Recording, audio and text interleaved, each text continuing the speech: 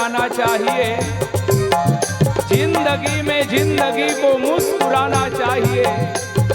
जिंदगी में जिंदगी की अगर शर्त पूरी ना हो तो जिंदगी को जिंदगी से रूठ जाना चाहिए। काबर मंजिल सबकी एक है, भले राह हो जुदा जुदा।